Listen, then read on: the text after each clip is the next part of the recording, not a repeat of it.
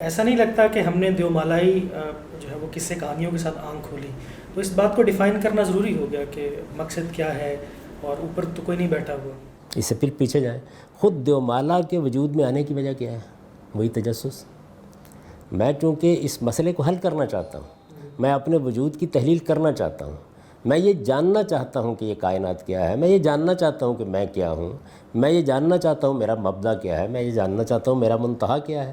چونکہ میرے اندر یہ چیز رکھی گئی ہے اور میں اس سے دستبردار ہونے کے لیے تیار نہیں ہوں، تو اب مجھے تسکین دینی ہے اپنے آپ کو۔ یعنی اگر آپ میرے سامنے انواع و اقسام کے کھانے نہیں رکھیں گے تو میں گھاس پر بھی منہ مارنے کے لیے مجبور ہوں، اس لیے کہ مجھے بھوک لگتی ہے۔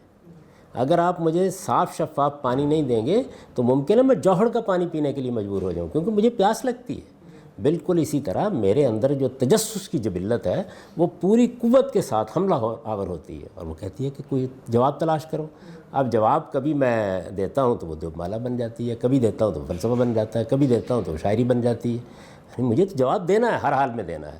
آپ کو حق ہے کہ میرے جواب کی تحلیل کر کے بتائیں کہ یہ جواب بے معنی ہے، یہ جواب دیومالا ہے، یہ جواب توہم ہے، یہ آپ کا حق ہے، لیکن مجھے تو جواب دینا ہے ہر حال میں۔ مجھے سے مراد یعنی جس کے اندر تجسس پیدا ہوگا وہ ان سوالوں کا جواب تلاش کرے گا۔